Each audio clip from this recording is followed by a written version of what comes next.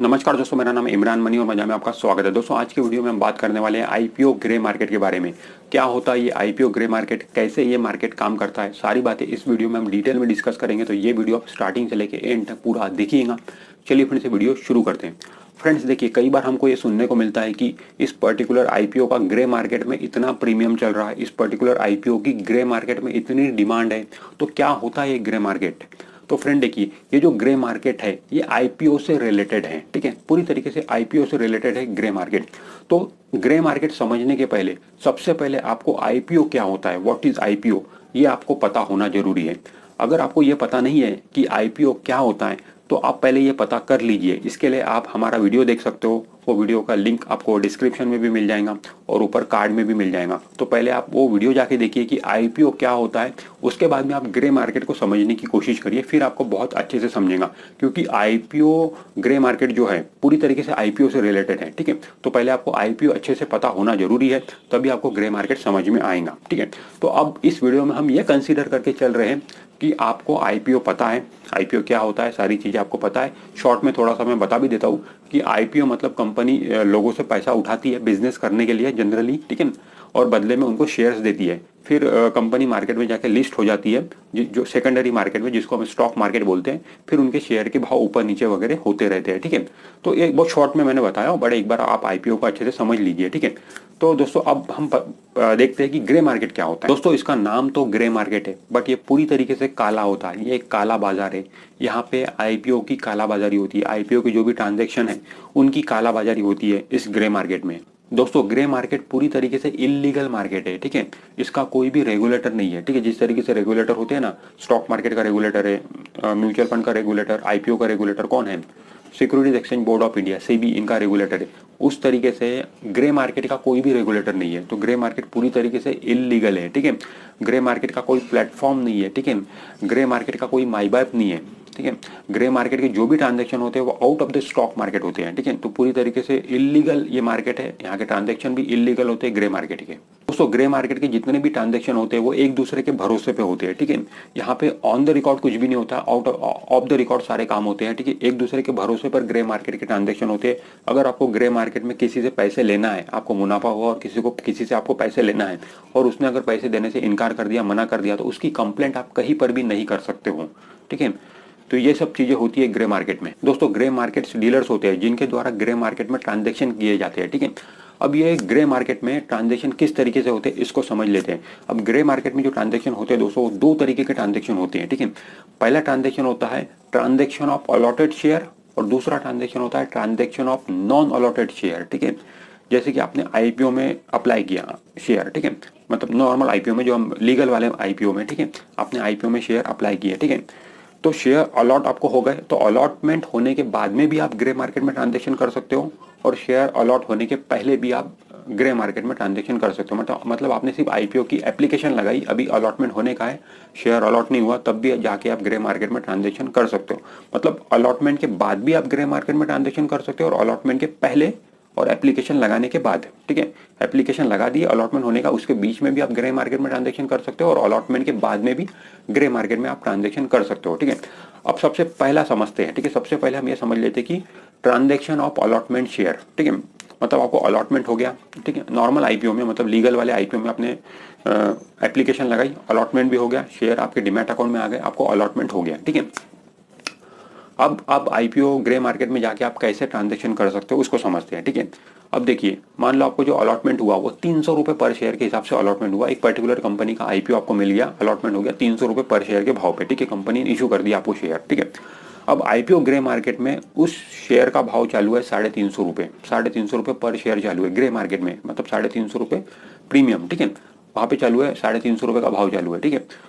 अब मान लो मुझे अगर आईपीओ में अलॉटमेंट हो गया है, 300 रुपए के भाव पे अलॉटमेंट हो गया, अब मैं लिस्टिंग का रिस्क नहीं लेना चाहता, ठीक है। लिस्ट होने का है, ठीक है, अलॉटमेंट हो गया। अब मुझे लग रहा है कि हो सकता है कि आईपीओ थोड़ा नीचे लिस्ट होगा, या फिर मतलब 300 रुपये पे अलॉटमेंट तो हो गया, अगर 250 रुपये पे लिस्ट हुआ तो मेरा 50 रुपये का नुकसान हो जाएगा। तो लिस्टिंग का जो रिस्क है वो मैं नहीं लेना चाहता। ग्रे मार्केट में 350 रुपये का भाव चल रहा है, मैं अपने जो आईपीओ में मुझे शेयर मिले हैं उसको बेच देता हूँ, उसको सेल कर देता हूँ मैं ग्रे मार्केट में 350 रुपये में, मेरा 50 रुपये का मुनाफा हो जाएगा। ठीक है, तो इस तरीके से मैं ग्रे मार्केट में अपने शेयर बेच सकता हूँ। ठीक है, अब बेच सकता हूँ मतलब कैसे बेचूंगा मैं ग्रे मार्केट में अपने शेयर तो जो नॉर्मल आईपीओ में मैंने अप्लाई किया तो डिमैट अकाउंट में तो आ गए मेरे शेयर। ठीक है, मेरे डिमैट अकाउंट में वो शेयर रखे, अब ग्रे मार्केट में कैसे बेचूंगा?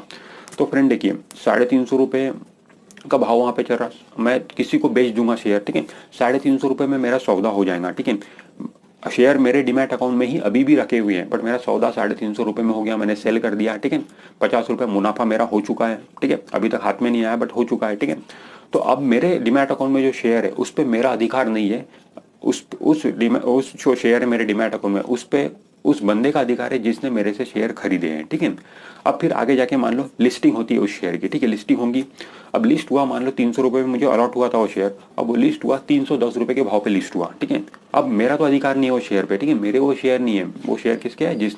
जिसको मैंने बेच दिया हूँ। ठीक है, ग्रे मार्केट में उसके शेयर है, उसका अधिकार है उस शेयर पे। अब वो मुझे डायरेक्शन देगा, वो मुझे बोलेगा कि वो शेयर का क्या करना है। ठीक है, वो मुझे ये बोलेगा, ये बोल सकता है मुझे कि अभी 310 रुपये भाव चल रहा है, आप शेयर को बेच दीजिए, शेयर को सोल्ड कर दीजिए। ठीक है, उसने मुझे बोला शेयर को सोल्ड कर दीजिए, 310 रुपये के भाव पे मैंने शेयर को बेच दिया। ठीक है, अब 310 रुपये के हिसाब से मेरे डिमैट अकाउंट में पैसे आ जाएंगे, मतलब मेरे ट्रेडिंग अकाउंट में पैसे आएंगे। ठीक है, तो फ्रेंड देखिए, 350 रुपये के भाव पे मैंने शेयर बेच दिए थे आईपीओ ग्रे मार्केट में, और 310 रुपये के भाव पे लिस्ट हुआ, उसने बोला था बेचने के लिए तो बेच दिया। ठीक है, अभी सिचुएशन कैसी है? अभी 350 रुपये के हिसाब से मुझे उससे पैसे लेना है और 310 रुपये के भाव से पैसे उसको मुझे देना है। ठीक है, मुझे पैसे देना है उसको। ठीक है, तो अल्टीमेटली क्या हो रहा है कि 40 रुपये का डिफरेंस आ रहा है। ठीक है, 40 रुपये का मुनाफा है। अब ये 40 रुपये का मुनाफा किसका हुआ? मेरा हुआ। ठीक है, तो अल्टीमेटली क्या है कि मुझे 40 रुपये लेना है उससे। ठीक है, तो डिमैट अकाउंट में शेयर बेचा मैंने 310 रुपये के भाव पे, वो डिमैट अकाउंट के पैसे मेरे ट्रेडिंग अकाउंट में आ जाएंगे, वो पैसे वैसे के वैसे रहेंगे, प्लस 40 रुपये पर शेयर के हिसाब से वो बंदा मुझे पैसे देगा, वो कैश में पैसा देगा, आउट ऑफ द मार्केट पैसा देगा कैश में, तो मेरा 40 रुपये का मुनाफा हो गया। अल्टीमेटली 50 रुपये का ही मुनाफा हुआ है मेरा, 40 उसने दिया और 10 रुपये जो शेयर का भाव बढ़ा वो भी तो है। ठीक है, क्योंकि उस पर तो मेरा अधिकार नहीं था, उसका था। ठीक है, तो 50 रुपये मुझे इस तरीके से मिल गए। तो इस तरीके से वो मुझे डायरेक्शन दे के कर सकता है। ठीक है, दूसरा तरीका वो ये भी अपना सकता है कि वो ये बोल सकता है कि आप शेयर मत बेचिए। ठीक है, शेयर आप वैसे ही रहने दीजिए, आपके डिमैट अकाउंट में जो शेयर है उसको आप मेरे डिमैट अकाउंट में ट्रांसफर कर दीजिए। मतलब मैंने शेयर जिसको बेचा हो ग्रे मार्केट में उसका भी तो कहीं ना कहीं डिमैट अकाउंट होगा, तो वो अपने डिमैट अकाउंट में भी शेयर ट्रांसफर करने के लिए मुझे बोल सकता है। तो उस केस में मैं जो डिमैट अकाउंट में मुझे शेयर मिले, 310 रुपये भाव चल रहा है, जो भी भाव चल रहा है, मैं ट्रांसफर कर दूंगा उसके शेयर उसके डिमैट अकाउंट में, और उसके डिमैट अकाउंट में ट्रांसफर कर दूंगा। तो अभी 350 रुपये के भाव के हिसाब से मुझे पैसे लेना है और शेयर तो उसको मिल गए। ठीक है, अब वो जो मुझे पैसे देगा, ठीक है, अब वो मुझे पैसे देगा, वो 350 रुपये के भाव से पैसे दे देगा। ठीक है, पूरे 350 रुपये देगा वो मेरे को, क्योंकि शेयर तो बेच दिया मैंने, शेयर तो ट्रांसफर कर दिया उसके डिमैट अकाउंट में, वो 350 रुपये के भाव से मुझे पैसे दे देगा। मुझे 350 रुपये के भाव से मिल गए पैसे, क्योंकि मुझे 300 रुपये पर शेयर के हिसाब से मैंने अप्लाई किया था, 350 रुपये के भाव से उससे पैसे ले लिया, 50 रुपये का मेरा मुनाफा हो गया, और वो जो पैसे देगा कैश में ही देगा। ठीक है, तो इस तरीके से भी ट्रांजेक्शन होते हैं आईपीओ ग्रे मार्केट में। अब ये जो हमने समझा, ये समझा ट्रांजेक्शन ऑफ अलॉटेड शेयर, मतलब शेयर अलॉट हो गए उसके बाद में किस तरीके की ट्रांजेक्शन होगा उसको समझा। ठीक है, अब दूसरा जो एग्जांपल है वो ये है कि transaction of non allotted share, मतलब शेयर अलॉटमेंट नहीं हुई है उसका ट्रांजेक्शन किस तरीके से होता है। ठीक है, देखिए दोस्तों, मान लो आईपीओ में मैंने अप्लाई कर दिया। ठीक है, शेयर एप्लीकेशन किया मैंने आईपीओ में, बट शेयर अभी अलॉटमेंट होने का है। ठीक है, अभी जो अप्लाई किया मैंने 300 रुपये के भाव पे अप्लाई कर दिया। ठीक है, अभी और भी सारे लोग होते हैं जो शेयर पाना चाहते हैं, बट उन लोगों के पास में मान लो पैसे नहीं है। ठीक है, आईपीओ की एप्लीकेशन वो लगाना नहीं चाहते हैं। ठीक है, बट उन्हें शेयर चाहिए। ठीक है, तो अभी उसको बोला जाता है कोष्टक, तो वो कोष्टक खरीद सकते हैं मेरे से। ठीक है, अभी मेरी एप्लीकेशन खरीद सकते हैं। ठीक है, मान लो एप्लीकेशन कोष्टक भाव चालू है 50 रुपये। ठीक है, 50 रुपये पर शेयर के हिसाब से वो मेरे से एप्लीकेशन खरीद लेंगे। ठीक है, मैंने आईपीओ में एप्लीकेशन लगाया 300 रुपये पर शेयर के हिसाब से। ठीक है, 50 रुपये कोष्टक पे मैंने उसको सेल कर दिया। ठीक है, मैंने उसको सेल कर दिया। इसका मतलब क्या है? इसका मतलब मुझे 50 रुपये पर शेयर के हिसाब से पैसे मिलेंगे ही मिलेंगे। ठीक है, चाहे आईपीओ में मुझे अलॉटमेंट हो शेयर या ना हो। ठीक है, तो ये मेरा 50 रुपये का ही मुनाफा रहने वाला है। ठीक है, अब मैंने दे दिया। ठीक है, अब मान लो दो केस हो सकती है, शेयर अलॉट, मान लो शेयर अलॉट हो गए। ठीक है, अब शेयर अलॉट हो गए 300 रुपये के भाव पे शेयर मैंने अप्लाई किया था, इशू प्राइस था कि अभी मान लो शेयर जब अलॉटमेंट हुआ और लिस्ट हुआ शेयर जाके मार्केट में, तो वो 400 रुपये के भाव पे लिस्ट हुआ, ठीक है, 100 रुपये ऊपर लिस्ट हुआ, 100 रुपये का मुनाफा है। अभी 100 रुपये के मुनाफे पे किसका अधिकार है? मेरा अधिकार नहीं है, उस बंदे का अधिकार है, क्योंकि मैंने तो बेच दिया ना, कोस्टक मेरी एप्लीकेशन सेल कर दिया, मुझे तो सिर्फ 85 रुपये मिलेंगे, ठीक है। तो अभी देखिए, अब 100 रुपये का मुनाफा हो रहा है, अब 100 रुपये का मुनाफा हो रहा है उस बंदे को, वो बंदा बोलेगा कि शेयर को बेच दो आप, ठीक है, शेयर को सेल कर दो, 100 रुपये का मुनाफा होगा, 400 रुपये के भाव से डीमैट अकाउंट में मेरे पैसे आ जाएंगे, ट्रेडिंग अकाउंट में मेरे पैसे आ जाएंगे, मतलब 100 रुपये मुनाफे वाले पैसे है, ठीक है। अभी देखिए, उससे मुझे 50 रुपये भी लेना है, ठीक है, तो ये बोलेगा कि भैया खुद के तू 50 रुपये काट ले और बाकी 50 रुपये मुझे दे दे, ठीक है। तो मैं उसको 50 रुपये दे दूंगा, ठीक है। 50 रुपये मेरा मतलब 100 रुपये मुनाफा हुआ था, उसमें मैंने अपने 50 रुपये रख लिए, जो मुझे लेने थे वो 50 रुपये मैं रख लूंगा और 50 रुपये पर शेयर के हिसाब से उसको दे दूंगा, ठीक, मतलब 50 रुपये उसने कमाया और 50 रुपये मैंने कमाया 100 रुपये, ठीक है। तो इस तरीके से 100 रुपये का वो हुआ। अभी मान लो शेयर अलॉट ही नहीं हुई है, कोस्टक तो उसने खरीद लिया, कोस्टक तो मैंने बेच दिया 50 रुपये पर शेयर के हिसाब से, और शेयर अलॉट ही नहीं हुए, तो उस केस में सिंपल है, वो मुझे 50 रुपये पर शेयर के हिसाब से पैसे दे देगा, बाकी कुछ नहीं, शेयर तो अलॉट हुए ही नहीं, ठीक है। तो इस तरीके से दोस्तों ट्रांजैक्शन होता है आईपीओ ग्रे मार्केट में। जो शेयर अलॉट हो गए उसका भी ट्रांजैक्शन होता है और जो शेयर अलॉट नहीं हुई है उसका भी ट्रांजैक्शन होता है, ठीक है। और दोस्तों ग्रे मार्केट के प्रीमियम पे हम ज़्यादा भरोसा नहीं कर सकते, ठीक है। बहुत सारे लोग क्या है कि ग्रे मार्केट का प्रीमियम देख के आईपीओ में अंदाजा लगाते हैं कि ये आईपीओ कहाँ पे लिस्ट होगा, और जनरली वैसा होता भी है, कई बार होता है कि ग्रे मार्केट में अगर प्रीमियम पे चल रहा है वो आईपीओ, तो वो ऊपर ही लिस्ट होता है, ठीक है, बहुत बार होता है, बट हमेशा नहीं होता है, क्योंकि हम आईपीओ का जो ग्रे मार्केट में जो प्रीमियम है उस पर भरोसा नहीं कर सकते, क्योंकि दोस्तों आईपीओ ग्रे मार्केट को मैनिपुलेट किया जा सकता है, ठीक है, इसमें मैनिपुलेशन हो सकता है, क्योंकि इसका कोई भी रेगुलेटर नहीं है, ठीक है। बड़े बड़े लोग, पैसे वाले लोग इसको चला रहे हैं, तो इसको मॉनिटर, इसको अपना क्या बोलेंगे, इसको मैनिपुलेशन करना बहुत आसान है, ठीक है। तो आईपीओ के ग्रे मार्केट में जो प्रीमियम है उस पर हम ये भरोसा नहीं कर सकते कि अगर ग्रे मार्केट में बहुत ही ज़्यादा प्रीमियम पे चल रहा है, बहुत ही ज़्यादा डिमांड है ग्रे मार्केट में, तो इसका यही मतलब रहेगा कि अब ये डबल पे लिस्ट हो जाएगा आईपीओ या फिर ट्रिपल पे लिस्ट हो जाएगा, ऐसा नहीं है, ठीक है। उस पर हम ज़्यादा भरोसा नहीं कर सकते आईपीओ के ग्रे मार्केट प्रीमियम पे। दोस्तों आईपीओ ग्रे मार्केट का जो कारोबार है वो बड़े शहरों में ज़्यादा होता है, और जनरली बॉम्बे, दिल्ली, अहमदाबाद, सूरत, इन जैसे शहरों में इसका कारोबार बहुत ज़्यादा होता है आईपीओ ग्रे मार्केट का। देखिए दोस्तों, आईपीओ ग्रे मार्केट में पैसा लगाना ये हाई नेटवर्थ इंडिविजुअल का काम है, बड़े पैसे वाले लोगों का काम है। जो नॉर्मल ट्रेडर है, हम जैसे जो 1-2 लॉट में अप्लाई करते हैं, उन लोगों के लिए ग्रे मार्केट का कोई यूज ही नहीं है, ठीक है, क्योंकि दोस्तों ग्रे मार्केट में बड़े बड़े ट्रांजेक्शन होते हैं, ठीक है।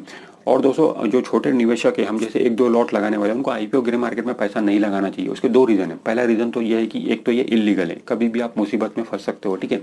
दूसरा ये कि अगर आईपीओ ग्रे मार्केट में आपको थोड़ा बहुत मुनाफा हो भी रहा है, और मान लो अगर सामने वाले ने आपके साथ में धोखाधड़ी किया, ठीक है, मुनाफा जो पैसे लेना है आपको वो नहीं दिया, तो आप उसकी कहीं पर भी कंप्लेंट कर नहीं सकते हो, ठीक है। तो ऐसे में 1-2 लॉट के लिए हम अप्लाई कर रहे हैं, ठीक है, और अगर आईपीओ में ग्रे मार्केट में हमारे साथ में धोखाधड़ी हो गई, तो वो तो फिर खाया पिया कुछ नहीं, गिलास तोड़ा आठाना वाला काम हो जाएगा, ठीक है। तो वो चक्कर में हमें नहीं पड़ना है, ठीक है। तो दूर रहना है हमें ग्रे मार्केट से। नॉर्मल हमारा जो लीगल वाला जो आईपीओ है उसी में अप्लाई करें, उसी में अच्छे से अलॉटमेंट हो जाता है, ठीक से सब कुछ किए तो फ्रेंड्स आज के वीडियो में इतना ही। अगर ये वीडियो आपको अच्छा लगा है तो वीडियो को लाइक जरूर कर दीजिए, और आपने अभी तक हमारे चैनल को सब्सक्राइब नहीं किया है तो हमारे चैनल को सब्सक्राइब करके बेल आइकॉन जरूर प्रेस कर दीजिए। मैं मिलता हूँ आपसे नेक्स्ट वीडियो में, तब तक के लिए बाय बाय।